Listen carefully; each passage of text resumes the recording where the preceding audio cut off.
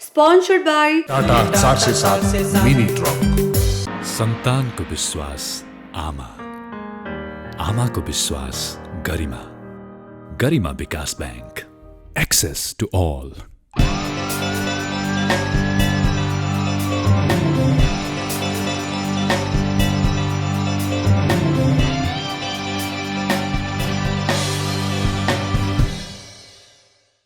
दर्शकवृन्द नमस्कार। यो एभेन्यूज खबरको संकेत हो। हामी डेभलपमेन्ट फोरममा छौँ। प्रत्येक दिन प्रसारण हुँदै आएको कार्यक्रम डेभलपमेन्ट फोरममा आज हामीले विशेष गरी यो नोभेम्बर 25 देखि डिसेम्बर 10 सम्म 16 दिनसम्म मनाइने यो लैङ्गिक हिंसा विरुद्धको जुन अभियान छ, यो अभियानको सन्दर्भमा आज हामीले विशेष गरी गृह श्रमिकहरूका सवाललाई यो कार्यक्रममा उठाउने प्रयास गर्दैछौँ।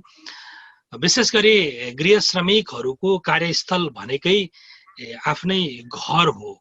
त्यसकारणले त्यो घरभित्रको हिंसा, त्यसभित्रको दुर्व्यवहार र सँगसँगै गृह श्रमिकहरूले उत्पादन गरेका सामग्रीहरू वितरण र बजारीकरण गर्ने क्रममा पनि भोग्ने र भोग्न सक्ने त्यस्ता खालका हिंसाका घटनाहरू के छन्, हामी त्यो विषयमा चर्चा गर्नेछौँ। आज हामीसँग 3 जना महत्त्वपूर्ण व्यक्तित्वहरू हुनुहुन्छ। म सर्वप्रथम आजको यो छलफलमा स्वागत गर्न चाहे केयर नेपालकी सहायक राष्ट्रिय निर्देशक मुना शेर्पाज्यूलाई। स्वागत छ मुनाज्यू यहाँलाई छलफलमा। धन्यवाद। नमस्ते शिवजी। त्यसै गरी आजको छलफलमा हामीसँग गृह श्रमिकहरूको प्रतिनिधित्व गर्दै सहभागी हुँदै हुनुहुन्छ शान्ता साक्यज्यू। नमस्ते सर, धन्यवाद। त्यसै गरी आजको छलफलमा हामीसँग गृह श्रमिक एवं होम क्रिएसन नेपाल, जसले गृह श्रमिकहरूले उत्पादन गरेका सामग्रीहरू वितरणमा सहजीकरण गर्ने महत्त्वपूर्ण भूमिका खेल्छ, होम क्रिएसन नेपालकी अध्यक्ष राज्यलक्ष्मी श्रेष्ठज्यू हुनुहुन्छ। यहाँलाई स्वागत छ राज्यलक्ष्मीज्यू। नमस्कार, धन्यवाद सर। म आजको छलफल सुरु गर्न चाहे शान्ता साक्यज्यूबाट। आज हामी यो 16 दिने अभियानमा छौँ। नोभेम्बर 25 देखि डिसेम्बर 10 को बीचमा छौँ।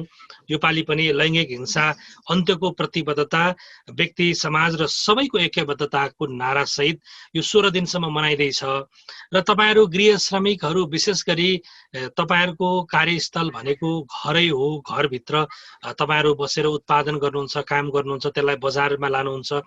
यो विशेष गरी हिंसाको कुरा गर्दाखेरि हामी सधैँ बाहिरको कुरा बढी गर्छौँ र अरू औपचारिक क्षेत्रको बढी चर्चा हुने गर्छ। अनौपचारिक क्षेत्रका श्रमिकहरूले भोग्ने गरेका हिंसा के छन्? यो गृह श्रमिक हिंसा अब आफ्नै घरमा बसेर काम गर्ने भयो भने हाम्रो ठाउँ चाहिँ त्यति सहजीकरण चाहिँ हुँदैन। एउटा सानो कोठामा बसेर हामी गर्छौँ, त्यसमा चाहिँ हामीलाई अब अलिकति अब घरबाट पनि मेरो त ठिक छ भनौँ, म जस्तो धेरै गृह श्रमिक दिदीबहिनीहरू हुनुहुन्छ। अब कसैको त एउटा सानो कोठामा बसेर पनि गर्नुपर्ने हुन्छ, कसैले अब गरिराखेको काम पनि घरको मान्छेहरूले अब नगर भनेर फ्याँकिदिने, त्यो पनि एउटा हिंसा त भइ नै राखेको छ सर। अनि एउटा चाहिँ फेरि हाम्रो अब गृह श्रमिकको पहिचान नै छैन। सबैभन्दा त हामीलाई पहिचान चाहियो। हामीले काम लिन जान्छौँ नि, हामीलाई काम दिने साहुले पनि कहिले अब ज्यालामा कम, कहिले ज्यालै नदिकन भागिदिन्छ, कहिले चाहिँ अब आफ्नो मन परेको मान्छेलाई चाहिँ अलिकति धेरै दिन्छ, अनि मन नपरेकोलाई चाहिँ अलिक थोरै दिने, त्यो पनि भइरहेको छ। अब हामीले पोको बोकेर हामी पुर्याउन जान्छौँ नि सर, पुर्याउन जाँदाखेरि पनि हामीलाई गाडीमा चढ्दाखेरि कसैले पनि हामीलाई यस्तो अलिकति छोडिदिने, यसले पोको बोकिरहेछ, यसलाई अलिकति छोडिदिनुपर्छ भन्ने त्यो पनि छैन सर हाम्रो लागि, होइन? यो चाहिँ धेरै नै हिंसा नै हो। अब भन्नु पर्दाखेरि एउटा चाहिँ अब काम गरिरहेको ठाउँमा पनि हामीलाई के भेदभाव, यिनीहरूले यस्तो काम गर्ने त हो नि, हामीले गरेको त देश विदेशमा जान्छ नि सर, सबै ठाउँमा जान्छ नि, तर हामीले गरेको कामलाई उनै छैन कि मान्यता नै छैन। हामीले भोग्ने हिंसा चाहिँ कस्तो छ भनेर भन्दाखेरि हामीले उत्पादन गरेको सामान अरूले पनि उत्पादन गरेको हुन्छ र हामीले उत्पादन गर्दाखेरि थोरै मात्र भएको कारणले अलिकति चाहिँ पैसा रुपियाँमा चाहिँ अलिक बढी हुने भएको र धेरै हुनेहरूले चाहिँ कम दिने भएकोले हामीले बजारीकरण गर्न जाँदाखेरि चाहिँ फलानाको माल यतिमा पाउँछ र तपाईँहरूले चाहिँ किन यतिमा दिनुभएको भनेर भन्छ। जुन हामीले काम गरेको चाहिँ हामीले नै त्यो अनुसार चाहिँ हामीले चाहिँ ठिक ज्याला चाहिँ पाइरहेको हुँदैन र कोहीले चाहिँ हामीले उत्पादन गरेको चाहिँ अरूले लाने बिचौलियाहरूले चाहिँ जुन बढी नाफा खाने भएको कारणले गर्दाखेरि हामी महिलाहरू एकजुट नहुने, हामी गृह श्रमिकहरू एकजुट नभएको कारणले गर्दाखेरि हामीले जुन ज्याला हामीले चाहिँ एकजुट ल्याउन सक्दैनौँ र ज्यालामा चाहिँ तलमाथि भएको कारणले गर्दाखेरि पनि अब हामीले हेर्न चाहिँ सबै हेर्नुपर्ने हुन्छ, क्वालिटी हेर्नुपर्ने हुन्छ। अब सबैको क्वालिटी त्यत्तिकै राम्रो हुँदैन, क्वालिटी हेरेर पनि हामीले चाहिँ त्यसमा चाहिँ मूल्य निर्धारण गर्नुपर्ने हुन्छ। उद्यमशीलताको कुरा आउँदाखेरि हामीले काम गर्छु भनेर भन्दाखेरि घर परिवारले पनि त तिमीहरूले यस्तो काम गर्न सक्दैन भन्छ र ब्याङ्कमा जाँदाखेरि पनि आफ्नो नाममा जग्गा नहुने भएको कारणले गर्दाखेरि हामीले चाहिँ त्यो जग्गा ढिटो राख्न नि सक्दैनौँ। थोरै लगानीबाट पनि उत्पादन गर्नुपर्ने भएको कारणले गर्दाखेरि हामीले उत्पादन गरेको सामान चाहिँ बजारसम्म लानलाई एकदम गाह्रो हुने भएको कारणले गर्दाखेरि जुन हामी यो होम बेस वर्कर्सले चाहिँ घरमै बसेर काम गर्नुपर्ने र कार्यथलो पनि नहुने र कार्यथलो भएको ठाउँमा पनि अलिकति त्यो ज्यालाको कुरा हुने र महिलाहरूले चाहिँ त्यस्तो कुरा चाहिँ गर्न नसक्ने भन्ने चाहिँ जुन एकदम अपहेलना चाहिँ हामीले सहनु पर्ने भएको छ सर। म मोना शेर्पाज्यूतर्फ जान चाहे। अहिले गृह श्रमिक दुईजना दिदीहरूले उठाएका के कमन मुद्दाहरू छन्, यो मुद्दालाई एउटा प्याकेजमा होलिस्टिक रूपमा हेर्दाखेरि तपाईले देख्नु भएको ठ्याक्कै अहिलेको परिस्थिति कस्तो छ? जब हामी अनौपचारिक क्षेत्रहरूमा हेर्छौँ त्यसमा चाहिँ म्याक्सिमम हेर्दाखेरि चाहिँ महिलाहरूको संलग्नता त्यसमा बेसी देख्छ र सायद त्यो महिला भएको कारणले पनि होला अथवा त्यो कामको त्यो अनौपचारिक नेचरको कारणले गर्दाखेरि पनि होला उहाँहरू चाहिँ धेरैचोटि चाहिँ त्यो अन्डर भ्याल्युड अथवा उहाँहरूको त्यो मान्यता नभएको जो उहाँहरूले हाम्रो आत्मसम्मानको कुरा चाहिँ प्रश्न चिन्ह छ भनेर भन्नुभएको छ नि होइन। त्यो चाहिँ हिजोको दिनमा जस्तो थियो आजको दिनमा पनि खासै त्यसमा फरक आएको चाहिँ छैन होइन। हामीले कुराहरू गर्दा उहाँहरूसँग काम गर्दा होइन सबैको सरकारी निकायहरूसँग कुरा गर्दा गर्दा चाहिँ एउटा हिसाबले उहाँहरू अलिकति सङ्गठित ढङ्गबाट आउनु भएको। हिजोको दिनमा चाहिँ म माथि भएको हिंसा हो भनेर पनि जानकारी नराख्ने साथीहरू आज चाहिँ म माथि यो जुन खालको कुरा भइरहेको छ चाहे त्यो ज्यालाको कुरा हो चाहे त्यो दलाली होइन तपाईँको बिचौलियाहरूले गर्ने व्यवहारको कुराहरू होस् अथवा तपाईँको रोजगारदाताहरूबाटै हुने खालको होइन तपाईँको अमानवीय व्यवहारहरूकै कुराहरू होस्। त्यसो भने यो हिंसालाई प्रश्रय चाहिँ के कुराले दिएको छ? यसमा एउटै मात्र कारक तत्त्व भनेर भन्न सकिँदैन होइन। अब अहिले नै मैले यहाँ कुरा गर्दा पनि भनिहालेँ यदि उहाँहरूको अवस्था यस्तो छ भन्ने बुझाइ भएको कारणले गर्दाखेरि यो अवस्थालाई सुधार्नको लागि हामीसँग चाहिँ एउटा कन्क्रिट खालको नीति चाहिन्छ भन्ने हिसाबले काम गर्ने हो भने पक्कै पनि राज्यको भूमिका त्यसमा धेरै हुन्छ र राज्यले चाहिँ यसरी अनौपचारिक क्षेत्रमा काम गर्ने महिलाहरू पनि मेरो देशको जनता हो, मेरो देशको नागरिक हुन् र उनीहरूको अधिकार पनि सुनिश्चित गर्नुपर्छ भन्ने ढङ्गबाट एकदम तपाईँको एउटा ठिक ढङ्गको तपाईँको नीति लिएर आएर काम गर्न सक्थ्यो भने सायद रोजगारदाताहरूलाई बिचौलियाहरूलाई होइन दलाली गर्नेहरूलाई पनि एउटा ठेगानमा ल्याउन सक्ने अवस्था चाहिँ हुन्थ्यो। अथवा भएका नीतिहरूको पनि जे जस्ता छन् त्यसको पनि तपाईँको ठिक ढङ्गबाट कार्यान्वयन नभएको पनि एउटा अवस्थाको कारणले गर्दाखेरि पनि हो। हामी पोका पोकेर चाहिँ गाडीमा जान्छौँ तर हामीलाई हेर्ने व्यवहार भन्ने कुरा भनेको चाहिँ फेरि नीतिसँग मात्र जोडिएको कुरा होइन। त्यो चाहिँ होइन हाम्रो बुझाइ हामीले घरमै काम गर्नेहरू त हो नि होइन भन्ने अझ पहिला हेर्नु त नोकर होइन तपाईँको यस्तो खालको शब्दहरू पनि हामीले प्रयोग गरेर एउटा जुन हे गर्ने भावना हे भावनाले हेर्ने कुरा भन्छ त्यो चाहिँ फेरि नीतिको मात्र कुरा भएन। हाम्रो सामाजिक संरचना परिवर्तन नआउनुमा पनि यति लामो समय हामीले काम गरिरहँदाखेरि अथवा आवाज उठिरहँदाखेरि पनि यो सामाजिक मनोदशा चाहिँ परिवर्तन नहुनुको पछाडिको मूल कारण मोना शेर्पाज्यू तपाईँ पनि 20औं वर्ष यही क्षेत्रमा लाग्नु भएको छ त्यस कारणले मैले तपाईँलाई सोध्दैछु कारण के हो? यस्तो छ है शिवजी राज्यले तपाईँको उनीहरूलाई उनीहरूलाई हेला गर भनेर भनेको छैन होला तर नगर है भनेर नभन्नु भनेको पनि उसको तटस्थता चाहिँ हो र त्यो भनेको मतलब पनि तपाईँको इन्डिरेक्टली चाहिँ उनीहरू माथि भएको हिंसाहरू र दुर्व्यवहारहरूलाई चाहिँ तपाईँको एउटा अक्नोलेज नगर्ने होइन तपाईँको एउटा चिनारी नदिने अथवा मान्यता नदिएको कारणले त्यसलाई प्रशय चाहिँ पक्कै पनि दिन्छ र राज्यभन्दा ठुलो जवाफदेही यसमा कोही हुँदैन। तथ्याङ्कमा हेर्ने हो भने 22 लाख गृह श्रमिकहरू नेपालमा हुनुहुन्छ, जसमध्ये 88%ले रोजगारी गुमाएको भन्ने तथ्याङ्क आएको छ। र यो चाहिँ यसमा पनि गृह श्रमिकहरूमा पनि अधिकांश महिला नै हुनुहुन्छ। त्यसकारणले अझ पछिल्लो तथ्याङ्क हेर्ने हो भने विश्व ब्याङ्कले जारी गरेको तथ्याङ्क हेर्ने हो भने 12 लाख गरिब थपिएको भन्ने जुन तथ्याङ्क आइरहँदाखेरि यसभित्र पनि अझ यो गृह श्रमिकहरूको अथवा महिलाहरूको संख्या बढ्न सक्ने अनुमान यो तथ्याङ्कले पनि देखाएको छ। त्यसकारणले अब अहिलेको अवस्था चाहिँ के छ शान्ता साक्यज्यू? यसमा अब यो कोभिडले गरेर त सर हाम्रो त कामै भएको पनि छैन होइन, कामै छैन। अब अलिअलि आफूले घरमा भएको बुनेर यसो बेच्न लाँदाखेरि पनि हामीलाई मूल्य चाहिँ सही मूल्य चाहिँ आउँदैन, धेरै काम। अनि फेरि पहिला काम गरिरहेको हामीले पारिश्रमिक दिनु भन्दाखेरि पनि उहाँहरूले त्यो यसो भनिदिन्छ, अहिले कोभिडको बेलामा कहाँ तपाईँहरूलाई पैसा हुन्छ, पैसा छैन भन्नुहुन्छ के। हामीलाई यो कोभिडले गरेर त धेरै नै समस्या नै छ। राज्यले यो ऋण अनुदान दिएको छ, ब्याजमा अनुदान दिएको छ, विभिन्न योजनाहरू ल्याएको छ, त्यसमा तपाईँहरू चाहिँ सहभागी हुनुहुन्न? हजुर छैन सर, हाम्रो गाउँमा त त्यो त खोइ वडाले केही हामीलाई खबरै गर्नु भएको पनि छैन, हामीलाई थाहा पनि छैन सर। अलि यो कोभिडले गरेर नि धेरै नै घरमा अब छुट्टिने अवस्था पनि देखेको छ सर।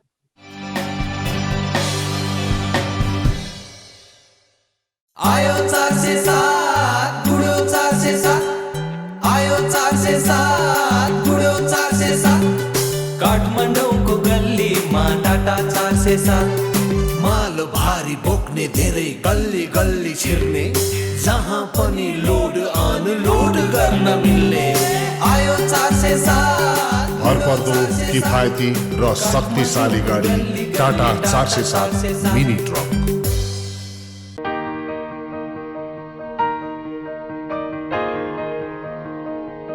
छोरा, मैले पाएँ तिम्रो पसिनाको कमाई मेरो मुठीमा छ। तिम्रो पसिनाको कमाई मेरो मुठीमा छ, मेरो मुठीमा छ।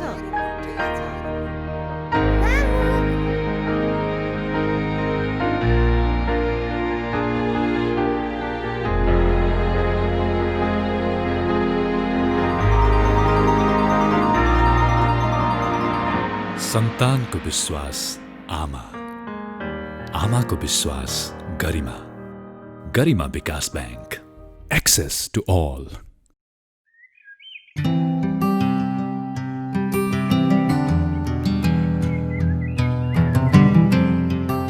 धारामा जाने, धारामा गइसकेपछि साबुन लिने, साबुन ल्याइसकेपछि सुरुमा चाहिँ फिज निकाल्ने, स्टेप 1 भन्छ। त्यसपछि एकले अर्को हातको औँलाको बिचमा चाहिँ मजाले रगड्ने, यसलाई स्टेप 2 भन्छ।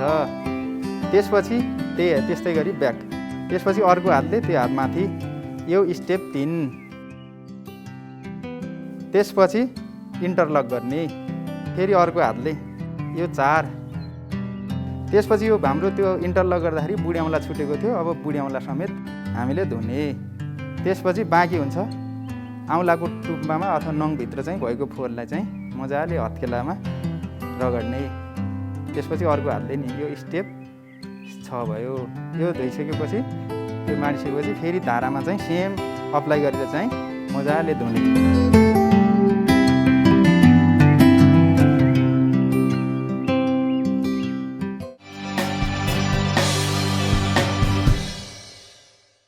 म राज्यलक्ष्मी श्रेष्ठज्यूतर्फ जान चाहे। राज्यलक्ष्मी श्रेष्ठज्यू, यो गृह श्रमिकहरूले आय गुमिरहँदाखेरि, कोभिडका कारणले आय गुमिरहँदाखेरि घर परिवार र आफन्तभित्र जटिलताहरू, हिंसाहरू, घरभित्रै पनि कस्ता खालका जटिलताहरू झेल्नु परेको छ? अहिले घर परिवारले त झनै, किन भन्दाखेरि यिनीहरूले काम गर्दैन भन्ने जस्तो पनि छ होइन। त्यो एकदम जटिलता चाहिँ किन अपनाएको छ भन्दाखेरि उत्पादनमा पनि हाम्रो कमै हुन्छ, किन भन्दाखेरि हामी अब सबै सजगता अपनाएर काम गर्दाखेरि पनि हामीलाई पनि कोभिड हुन्छ कि भन्ने डर छ। अनि घर परिवारले पनि के भन्छ भन्दाखेरि तिमीहरूलाई त कोभिड हुन्छ है, बाहिर नजाऊ है, बाहिर गएर आएपछि यो गर त्यो गर भनेर भन्नुहुन्छ, तर हामीले त्यो अप्नाउँदै पनि हामीले केही भएर चाहिँ कोभिड भयो भने हामी आफै पनि बुझ्ने भएर पनि त्यो कोभिड भएको मान्छेलाई चाहिँ जुन हेर्ने दृष्टिकोण छ नि, कोभिड लागेपछि चाहिँ छुनै नहुने जस्तो त्यस्तो व्यवहार गर्ने भएको कारणले गर्दाखेरि हामीलाई चाहिँ यो काम गर्न एकदम गाह्रो छ सर। अलिकति टाठाबाठा महिलाहरू भयो भने चाहिँ बरु आफै लोन खोज्नको लागि कहाँ जाने कसरी गर्ने भनेर उहाँहरू चाहिँ आफै लाग्नुहुन्छ भने घर परिवार र श्रीमानहरू दाजुभाइहरूले बरु तिमीहरूले कामै नगर घरबाट बाहिरै नजाऊ भन्ने चाहिँ दिन्छ। जस काम गर्ने हौसला प्रदान चाहिँ अहिलेसम्म गरेको चाहिँ गृह श्रमिकहरूलाई चाहिँ हौसला प्रदान गरेको चाहिँ अहिलेसम्म चाहिँ भेटेको छैन। म मोना शेर्पाज्यूतर्फ जान चाहे। मोना म्याडम, जसरी एउटा परिवारभित्र महिलाले जसरी पुरुषले केही गर्न लाग्दाखेरि सहयोग गर्छिन्, अब यति बेला महिलाहरू गृह श्रमिकहरूको आय गुमेको छ, रोजगारी गुमेको छ। अब यसरी त्यसलाई चाहिँ रिकभर गरौँ न त भनेर न परिवारले सपोर्ट गरेको छ, न राज्यले सपोर्ट गरेको छ, न स्थानीय सरकारहरूले यति धेरै योजना ल्यायौँ भनिरहँदाखेरि गृह श्रमिकहरूको पहुँचसम्म त्यो सूचना पुगेको छैन। यो अवस्थामा कसरी हामीले गृह श्रमिकहरूको यो अवस्थालाई उठाउन सक्छौँ? अब प्रमुख कुरा चाहिँ उहाँले भनिसक्नु भयो होइन, त्यो उहाँहरूको कामले चाहिँ एउटा मर्यादित नठानिनु र उहाँहरू आफै नै चाहिँ एउटा अदृश्य रहनु होइन, जो चाहिँ एउटा ठुलो विडम्बना हो। र उहाँहरूको कामको महत्त्व र त्यो उहाँहरू नदेखिनु र अदृश्य भएकै कारणले गर्दाखेरि पनि तपाईँको जति पनि फाइनेन्सियल सर्भिसेसहरू छन् अथवा राज्यले नै जति खालका पनि कार्यक्रमहरू ल्याइराखेको छ त्यसमा पनि कसको पहुँच छैन। अब सूचना पनि छैन। अघि शान्ताजीले भन्नुभयो नि, तपाईँको वडाहरूबाट हामीले केही सूचना पाएको छैनौँ, जसले गर्दा हामी लोनहरू लिने खालको कुराहरू अथवा उहाँहरूको कार्यक्रममा उहाँहरू पनि सहभागी हुने खालको कुराहरू देखिएको छैन। सो अब यस्तो अवस्थामा भन्दाखेरि पक्कै पनि तहगत रूपमा हेर्नुपर्छ होइन। एक त तपाईँहरू जुन राज्यजीले भन्नुभयो उहाँहरू आफै पनि एउटा सामूहिक रूपमा एउटा कलेक्टिभली काम गरिरहेको छ, यो चाहिँ उहाँहरूको लागि एकअर्काबाट पाइने सहयोग हो। अब घरको अरू व्यक्तित्वहरूले पनि उहाँहरूले गरेको काम चाहिँ महत्त्वपूर्ण काम हो। यसले चाहिँ घरको तपाईँको अर्थतन्त्रमा कुनै न कुनै हिसाबले सहयोग गर्छ, तर त्यसका साथसाथै उहाँहरूलाई एउटा श्रमिकको रूपमा होइन तपाईँको उभ्याउनलाई पनि मद्दत गर्छ, जो घरको लागि पनि राम्रो हुन्छ भन्ने हिसाबले अझ सहयोग गर्नेतिर होइन तपाईँको बल दिनु पर्यो, सहायता गर्नु पर्यो होइन। जुन यो होमलेस वर्कर्सहरू छ उहाँहरूको अवस्था चाहिँ अलिकति अप्ठ्यारो नै छ, दयनीय नै छ भन्ने हिसाबले उहाँहरूले कार्यक्रम बनाउँदाखेरि उहाँहरूप्रति केन्द्रित खालको कार्यक्रमहरू गर्नु पर्यो, जसमा उहाँलाई सिप दिने, सिपका साथसाथै तपाईँको नेगोसिएसन होइन। अघि उहाँले भन्नुभयो नि, हामी कुरा गर्न खोज्छौँ तर तपाईँको दलालले कुरै सुन्दैन, हामीले ज्याला माग्न खोज्छौँ तर ज्याला दिँदैन, हिजोको दिनमा भएको कुरा माग्छौँ त्यो दिँदैन भनेको मतलब उहाँसँग नेगोसिएसन स्किल अलिक पुग्दैन होइन। भनेपछि त्यस्ता खालका सिपहरू पनि उहाँलाई कसरी दिने, तर त्यसका साथसाथै उहाँलाई चाहिने कच्चा पदार्थ, उहाँहरूको काम गर्ने थलोलाई अलिकति सुव्यवस्थित, स्वच्छ, मर्यादित होइन तपाईँको सुरक्षित बनाउने र उहाँहरूको गरेको कामलाई चाहिँ तपाईँको अलिकति भिजिबल बनाएर होइन तपाईँको बजारीकरण गर्नलाई मद्दत गर्ने। हामी देख्छौँ नि, जसले सक्छ तपाईँको एउटा सानो प्रडक्ट बनाए पनि त्यसको फोटो खिचेर इन्टरनेटमा हालेर टक्क बनाएर तपाईँको अनलाइन चाहिँ बिक्रीहरू गरिरहेको हुन्छ। तर हाम्रो गृह श्रमिकहरूले गरिरहनु भएको कामको लागि पनि त्यस्तो खालको सहयोग गर्ने चाहिँ हुन्छ नि, तपाईँको सहयोग गर्ने कोही छन् कि छैनन् त भन्ने खालको कुरा पनि रहने भएको कारणले त्यो एउटा बजारीकरणको पाटो पनि भएको कारणले त्यहाँ सहयोग गर्ने। तर त्यसका साथसाथै अलिकति स्ट्रङली उहाँहरू पनि र हामीहरू पनि लाग्नुपर्ने चाहिँ जुन यो मर्यादित ज्याला होइन को कुराहरू उहाँले जो उठाइरहनु भएको छ र तपाईँको ठिक खालको ज्याला नभएको र काम नभएको कारणले गर्दाखेरि विभिन्न तहबाट हुने हिंसाहरूको कुराहरू जो आइरहेको छ त्यो कुरामा चाहिँ अलिक बेसी बुलन्द हुन्छ नि आवाजहरू उठाउने, वकालतहरू गर्नुपर्ने चाहिँ रहन्छ। तर अब राज्य पक्ष भनेर भनिरहँदा तपाईँको स्थानीय स्तरदेखि लिएर तपाईँको इभन प्रोभिन्स होइन तपाईँको फेडरल लेभलसम्म उहाँले गर्नुपर्ने भनेको चाहिँ पक्कै पनि एकदम त्यो फोकस्ड खालको कार्यक्रमहरू उहाँहरूको लागि ल्याउने, उहाँहरूलाई यदि लोन होइन लिनलाई तपाईँको फाइनेन्सियल सर्भिसेसहरूसम्म चाहिँ उहाँहरूको पहुँच छैन भने त्यहाँ पहुँच दिने, सूचना धेरैभन्दा धेरै प्रसार गर्ने ताकि उहाँहरूले त्यसमा जानकारी प्राप्त गरेर होइन तपाईँको सुसूचित भएर तपाईँले त्यो सुविधाहरू लिन सकोस्, त्यतातिर चाहिँ अलिकति सहयोग गर्नुपर्छ। उहाँहरू धेरैजनासँग चाहिँ नागरिकता पनि छैन कि, र त्यो नागरिकता नभएकै कारणले गर्दाखेरि जुन तपाईँको फाइनेन्सियल सर्भिसेसहरूबाट पाउने सुविधाहरूको कुराहरू छ त्योबाट उहाँहरू चाहिँ वञ्चित भइरहेको हुन्छ। यो कोभिडकै सिचुएसनमा पनि हामीले देख्यौँ उहाँहरूले धेरै नै सहयोग जुन राज्यबाट दिएको थियो त्यो कुराहरू प्राप्त गर्न सक्नु होइन। कहिलेकाहीँ इलेक्ट्रिसिटी बिल नभएको कारणले, कहिलेकाहीँ तपाईँको नागरिकता नभएको कारणले भन्छ, तर उहाँहरू नागरिक त हो नि त भनेपछि राज्यले यस्तो नागरिकता नभएका, किन त्यो आफैमा एउटा ठुलो विषयवस्तु छ, भनेपछि त्यो सल्भ नभएसम्म उहाँहरूलाई हामी सहयोग गर्दैनौँ भन्यो भने त एउटा ठुलो जमातले चाहिँ ठुलो दुःख पाउने भएको कारणले उहाँहरूको यस्ता प्र्याक्टिकल समस्याहरूलाई पनि लिएर र उहाँहरूको कामलाई मान्यता दिँदै राज्यले दिनुपर्ने सहयोगहरूमा चाहिँ राज्य पछि हट्नु हुँदैन। शान्ता साक्यज्यू, यो अवस्था जुन तपाईले अघि भन्नुभयो, हाम्रो राज्यलक्ष्मीज्यूले भन्नुभयो, मोना शेर्पाज्यूले भन्नुभयो, अवस्था जटिल छ। यो अवस्थामा अब तपाईहरू त निकै निराश हुनुहुन्छ होला नि, होइन? हामीसँग त अब निराशा बाहेक केही छैन सर। हामीलाई कसले सहयोग गरिदिन्छ र? राज्यले चिनेकै छैन हामीलाई, हामीले गरेको कामलाई सम्मान पनि छैन, होइन? निराशा धेरै छ।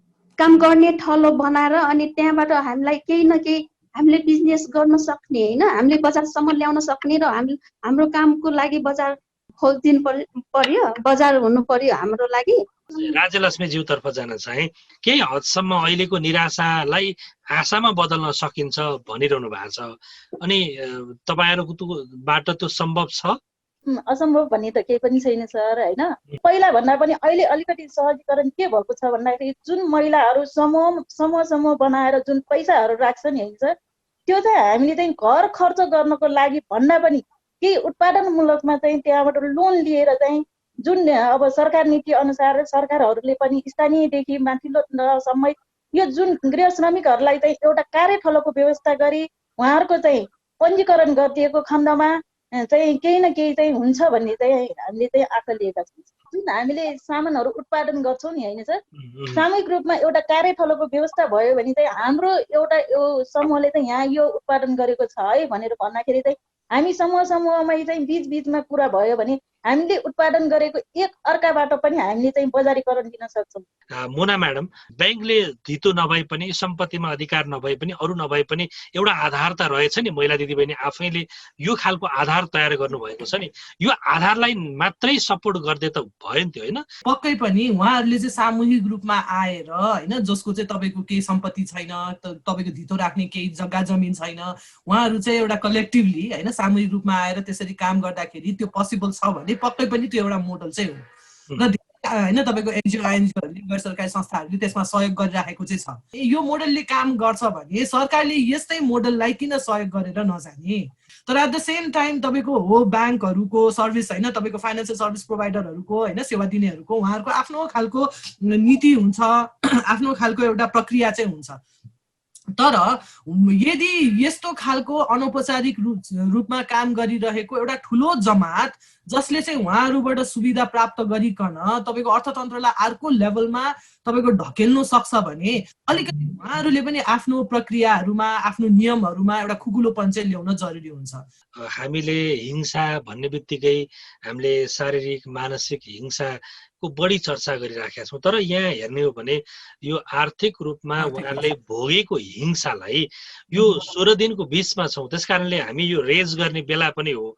यो मुद्दालाई अब कसरी यसलाई सम्बोधन गरिनुपर्छ होला? आर्थिक हिंसा, है, तपाईँको सामाजिक हिंसा जुन अघि उहाँहरूले चाहिँ उहाँलाई हे भावनाबाट हेरिन्छ, हेपिन्छ भन्नुभयो नि, त्यो सामाजिक हिंसा हो के, होइन, अथवा एउटा संरचनागत रूपमा आएको हिंसा हो, होइन? उहाँहरूको जुन त्यो आर्थिक जुन ज्याला ठिक हिसाबले नदिनु, उहाँहरूको काम गर्ने कुरा ठाउँ चाहिँ मर्यादित नहुनु, अव्यवस्थित हुनु, होइन, उहाँहरूलाई तपाईँको एउटा के अरे पाउनु पर्ने सुविधा नदिनु, अथवा एउटा सामाजिक सुरक्षाका कुराहरू उहाँहरूसँग नहुनु भनेको चाहिँ त्यो फेरि तपाईँको आर्थिक हिंसासँग कुरा भयो। तर यो दुईटा हिंसाले गर्दाखेरि चाहिँ त्यसपछि तपाईँको फिजिकल अरू खालको शारीरिक हिंसा, यौन हिंसा, दुर्व्यवहार, होइन, चाहिँ हुन सक्ने चाहिँ प्रबल सम्भावना चाहिँ हुन्छ। त्यसकारण यसलाई हामीले नकार्न चाहिँ सक्दैनौँ।